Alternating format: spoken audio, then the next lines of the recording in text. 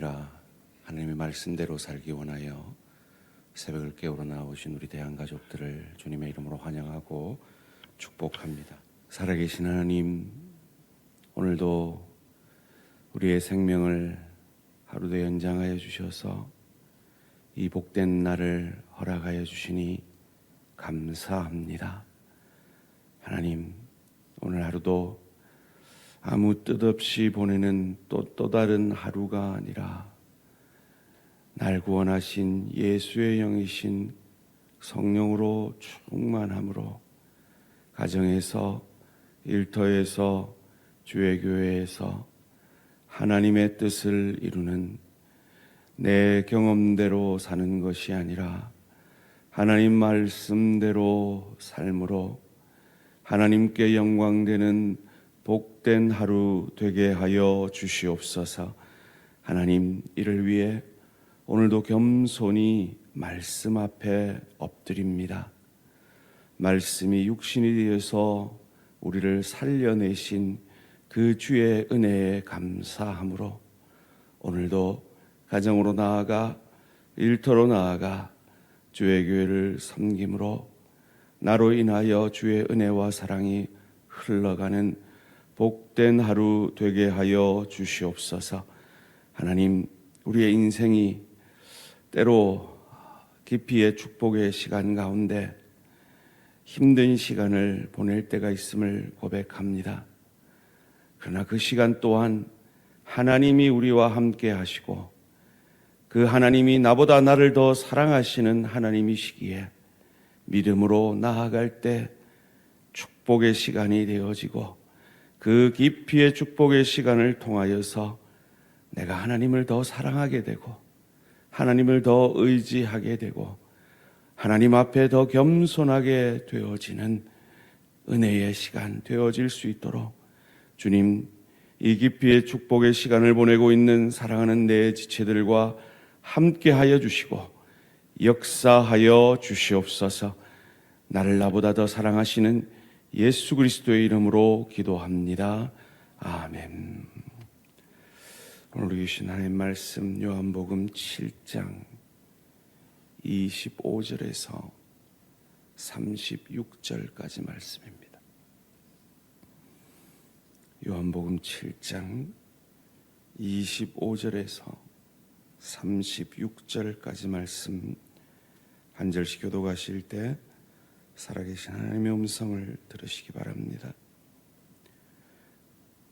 예루살렘 사람 중에서 어떤 사람이 말하되 이는 그들이 죽이고자 하는 그 사람이 아니냐. 보라, 드러나게 말하되 그들이 아무 말도 아니하는도다. 당국자들은 이 사람을 참으로 그리스도인 줄 알았느냐. 그러나 우리는 이 사람이 어디서 왔는지 아노라. 그리스도께서 오실 때에는 어디서 오시는지 아는 자가 없으리라 하는지라. 예수께서 성전에서 가르치시며 외쳐 이르시되 너희가 나를 알고 내가 어디서 온 것도 알거니와 내가 스스로 온 것이 아니니라.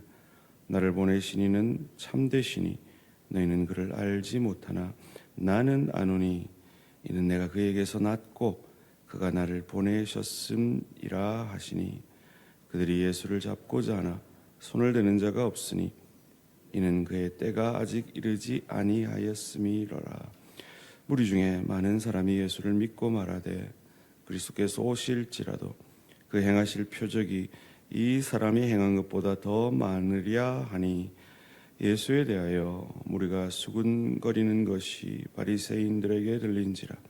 대제사장들과 바리새인들이 그를 잡으려고 아랫사람을 보내니 예수께서 이르시되 내가 너희와 함께 조금 더 있다가 나를 보내신 이에게로 돌아가겠노라. 너희가 나를 찾아도 만나지 못할 터이요 나 있는 곳에 오지도 못하리라 하시니 이에 유대인들이 서로 묻되 이 사람이 어디로 가기에 우리가 그를 만나지 못하리요. 헬라인 중에 흩어져 사는 자들에게로 가서 헬라인을 가르칠 터인가. 나를 찾아도 만나지 못할 터이요 나 있는 곳에 오지도 못하리라 한 이 말이 무슨 말이냐 하니라. 아멘. 자기 존재와 믿음. 자기 전제와 믿음이라는 제목으로 잠시 말씀을 나누기 원합니다. 우린 지난 주일에 웃사가 자기 경험을 바탕으로 하나님의 말씀에 반하게 법궤를 운반하다가 죽임당한 사건, 그 웃사의 집안인 아비나답은 20년 동안 법궤를 모셨지만 복받았다는 기록이 없는 반면 오베데돔의 집은 3개월을 법궤를 모시고도 복받았다라는 이 차이를 맞는 것에 대해서, 그리고 두 번째 운반할 때는 하나님의 뜻대로 그 법궤를 말씀대로 운반함으로 다윗은 자신감 있게 기쁨으로 춤추게 되었음을 생각해 보았습니다. 자기 전제가 곧 자기 경험에 근거한 것이죠. 오늘 본문에서 세 종류의 사람이 나옵니다. 예수를 죽이려고 하는 분위기가 팽배할 때에 왜 이 정부 당국자들은, 이 종교 지도자들은 예수를 잡지 않느냐라는 논란 속에서 세 부류의 사람들이 등장합니다. 그 첫째 부류는 그가 메시아, 그리스도, 구원자가 아니다라고 전제하는 사람들입니다. 27절 말씀입니다. 그러나 우리는 이 사람이 어디서 왔는지 아노라. 그리스도께서 오실 때에는 어디서 오시는지 아는 자가 없으리라 하는지라. 이 사람의 전제는 무엇입니까? 메시아 그리스도가 오면 어디서 왔는지 모를 거야 라는 자기 전제가 있는 사람입니다. 틀린 전제죠. 왜요? 성경은 그가 베들레헴에서 날 것을 말씀하고 있기 때문입니다. 두 번째 종류의 사람은 예수를 믿음으로 말미암아 그가 한 모든 기적들을 표적으로 이해하는 사람들입니다. 31절 말씀입니다. 무리 중에 많은 사람이 예수를 믿고 말하되 그리스도께서 오실지라도 그 행하실 표적이 이 사람이 행한 것보다 더 많으랴 하니. 믿을 때에 그 수많은 기적들이 표적으로, 사인으로, 메시아 그리스도의 사인으로 이해를 하는 사람들이었습니다. 세 번째, 대부분의 사람들은 수군거리는 사람들이었죠. 32절입니다. 예수에 대하여 무리가 수군거리는 것이 바리새인들에게 들린지라 대제사장들과 바리새인들이 그를 잡으려고 아랫사람들을 보내니. 저와 여러분은 어떤 종류의 사람들입니까? 사실은 이 질문을 하기에 죄송하죠. 새벽을 깨우는 하나님의 사람들에게 당연히 믿음의 사람이라고 전제해야 하지 않겠습니까? 그런데 이 전제 또한 위험할 수 있다는 거죠. 얼마든지 종교적 열심으로 새벽을 깨울 수도 있는 것입니다. 그것이 어떻게 드러날까요? 오늘 이 아침에 우리가 드리는 그 기도의 제목들이 내 전제를 이루기 위한 것이냐, 아니면 날 구원하신 하나님의 뜻을 이루기 원하는 것이냐, 여기에 따라서 우리의 존재됨이 드러날 것입니다. 나는 내 전제로, 내 경험으로 사는 인생인지, 아니면 내 전제, 내 경험 내려놓고 하나님의 뜻 앞에 겸손히 묻고 그 뜻만이 내 인생 가운데, 우리 가정 가운데, 우리 일터 가운데, 주의 교회 가운데, 이 나라 이 민족 가운데 이루어지기를 원하는 사람이냐, 거기에 따른 것입니다. 왜 예수보다 더 귀한 것이 없다고 천사 찬양대는 고백하셨습니까? 저와 여러분은 왜 예수를 믿습니까? 그가 하나님으로부터 왔기 때문에, 그가 하나님 아버지로부터 보내심을 받은 자이기 때문입니다. 28절, 29절 말씀입니다. 예수께서 성전에서 가르치시며 외쳐 이르시되 너희가 나를 알고 내가 어디서 온 것도 알거니와 내가 스스로 온 것이 아니니라. 나를 보내신 이는 참되시니 너희는 그를 알지 못하나 나는 아노니 이는 내가 그에게서 났고 그가 나를 보내셨음이라 하시니. 그렇습니다. 예수는 하나님께서 이 땅에 보내신 그의 아들이시기 때문에 우리는 나의 존재, 내 경험을 내려놓고 그를 믿는 믿음으로 그의 뜻대로 살아가야 하는 겁니다. 왜요? 그가 어떤 일을 이루셨기에요? 33절 말씀입니다. 예수께서 이르시되 내가 너희와 함께 조금 더 있다가 나를 보내신 이에게로 돌아가겠노라. 여러분, 이 어투에서 느껴지십니까?